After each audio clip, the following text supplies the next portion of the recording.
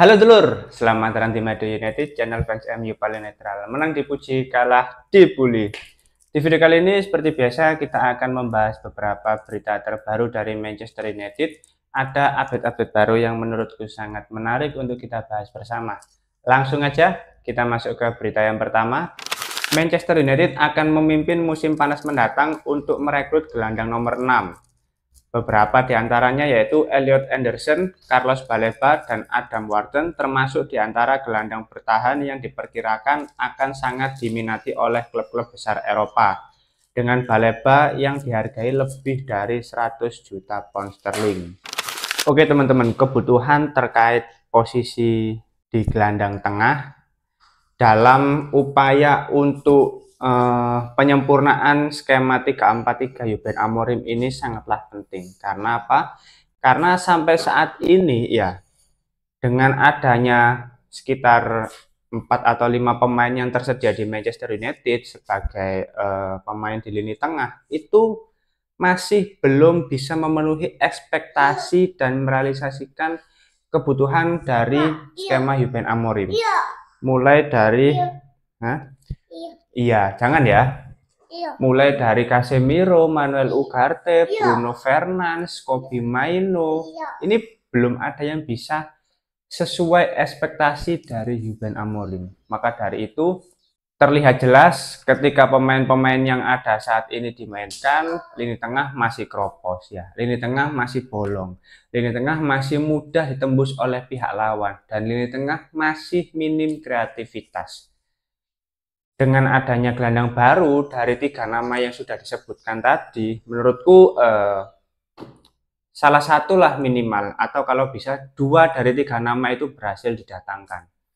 Entah itu Adam Wharton dan Carlos Baleba, entah itu Adam Wharton dan Elliot Anderson, itu yang penting 2 dari 3 nama itu berhasil didatangkan. Karena kalau kita melihat situasi sekarang ya, dan nama-nama yang mulai diincar ini lebih menjanjikan teman-teman. Karena kalau kita melihat 3 nama yang diincar oleh Manchester United ini, 3 pemain ini benar-benar sesuai dengan kebutuhan Amorim. Mulai dari Carlos Baleba, dia bisa diplot sebagai gelandang tengah dan juga gelandang bertahan. Lalu ada Adam Wharton, ya sama, bisa sebagai gelandang tengah maupun gelandang bertahan. Dan yang terakhir, Elliot Anderson ini pemain yang paling versatile di lini tengah menurutku. Gelandang tengah bisa, gelandang bertahan bisa, gelandang serang pun bisa, bahkan pernah diplot sebagai winger kiri. Jadi ini tipikal pemain yang sangat sesuai dengan kebutuhan Amorim, yaitu bisa dipasang di segala posisi sesuai dengan kebutuhan. 3 pemain ini secara usia juga nggak beda jauh ya. 21 tahun, 22 tahun, jadi masih sangat muda dengan prospek yang lebih menjanjikan. Kendalanya tentu dari segi harga. Klub-klub tersebut tidak akan mematok harga yang murah untuk pemain-pemain yang diincar oleh Manchester United. Di sini kita bisa melihat mulai dari umpan kunci, umpan progresi, duel, dan umpan-umpan ke depan itu lebih unggul Adam Wharton. Sedangkan Elliot Anderson unggul dari possession yang dimenangkan. Sedangkan Carlos Baleba hanya bagus di pembawaan bola. Harusnya yang bisa didatangkan ke Manchester United ini Adam Wharton atau Elliot Anderson. Oke lah, Carlos Baleba ingin ke Manchester United, tapi masih belum berhasil. Dan musim ini secara performa dia langsung turun jauh, ya langsung turun drastis.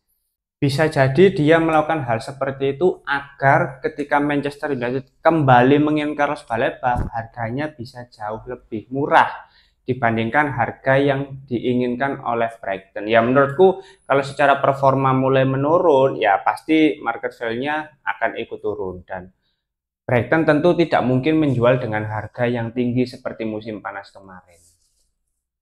Mengingat Carlos Baleba ini digadang-gadang oleh Brighton sebagai Moses Caicedo. Nah, seperti ketika dilepas ke Chelsea dengan harga sekitar 100 juta. Tapi kalau secara performa turun tidak stabil, ya 50 juta harusnya bisa diangkut ya di musim panas mendatang. Apalagi kontraknya kan semakin lama semakin tipis gitu loh. Apalagi kontraknya semakin lama akan habis gitu loh. Jadi harusnya dari sisi harga lebih terjangkau, tinggal mendatangkan pemain baru lainnya, entah itu Adam Wharton atau Elliot Anderson. Tapi menurutku ya idealnya 2 dari 3 nama itu harus berhasil didatangkan ke Manchester United. Mungkin ya teman-teman, ini kan incaran di musim panas mendatang. Kalaupun tidak berhasil didatangkan dua-duanya di musim panas mendatang, bisa dicoba di bursa transfer Januari. Jadi satu di Januari, satu di musim panas besok. Nah itu nanti bisa pertimbangkan lah oleh pihak manajemen, karena dari kondisi dana tentu masih sangat terbatas Manchester United, dan pihak manajemen juga harus lebih bijak dalam mendatangkan pemain-pemain baru. Menarik. Kita tunggu saja. Kalau misalkan 2 dari 3 pemain berhasil didatangkan, ya dari nama-nama tersebut harusnya secara skema bisa lebih kokoh, bisa lebih stabil, dan bisa lebih banyak kreativitas yang tercipta. Karena dulu di era Ole gagal mendatangkan pemain tengah yaitu Bellingham, akhirnya tidak stabil. Terus di era Ten Hag gagal mendatangkan Frankie De Jong, akhirnya tidak stabil dan dipecat. Nah sekarang di era Amorim, manajemen harus benar-benar bisa mendatangkan pemain di lini tengah yang mana itu akan sangat berpengaruh terhadap realisasi skema 3-4-3 Amorim. Oke, kita masuk ke berita yang terakhir. Kobbie Mainoo bertekad untuk merebut kembali posisi starternya di Manchester United musim ini. Ia bekerja keras di Carrington dan melakukan segala cara untuk mengesankan Ruben Amorim. Mainoo bahkan telah mengganti koki pribadi di rumahnya demi meningkatkan performa. Menurutku kalau kita melihat dari situasi Kobbie Mainoo agak kasihan juga ya teman-teman. Pasalnya ini pemain sangat bertalenta, sangat potensial, dan memang di skema Amorim ini agak nanggung posisinya Mainoo ini. Aspek bertahannya agak kurang, aspek menyerangnya juga masih belum setajam itu. Terus dia yang posisinya gelandang tengah ya harus bersaing Bruno Fernandes yang seorang kapten dan tipikal pemain gelandang serang. Ya menurutku nggak make sense gitu loh. Pemain dari akademi harus bersaing dengan kapten yang sudah konsisten selama bertahun-tahun, ya tentu ini situasi yang sulit bagi Mainoo. Sedangkan ketika dia dipasangkan dengan Bruno Fernandes, tentu aspek bertahannya sama-sama jelek, dan itu akan merugikan tim ketika masa transisi dari menyerang ke bertahan gitu loh. Tentu akan mudah ditembus ketika lini tengahnya diisi oleh pemain yang aspek bertahannya sangat kurang gitu loh. Tapi di sini kita juga bisa melihat tekad dari Kobbie Mainoo yang layak untuk diapresiasi, dan harusnya Amorim melihat hal itu dengan lebih banyak memberikan kesempatan untuk tampil sebagai starter, atau paling tidak ya ketika masuk sebagai pemain pengganti ya menit yang diberikan itu lebih banyak gitu loh.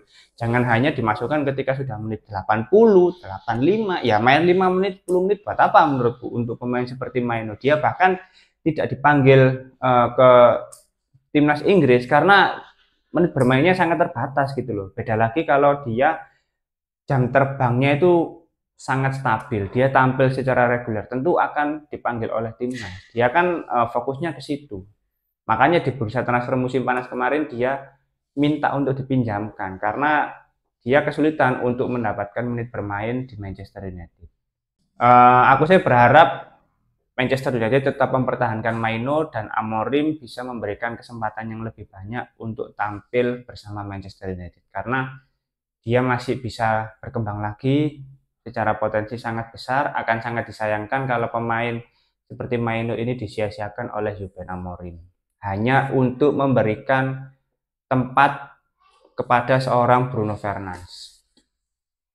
Oke, mungkin itu dulu beberapa berita terbaru dari Manchester United. Kalau teman-teman ada opini lain, langsung tulis saja di kolom komentar. Kita akan diskusi santai seperti biasa. Terima kasih sudah menonton video ini. Jangan lupa like, komen, dan subscribe. Salam.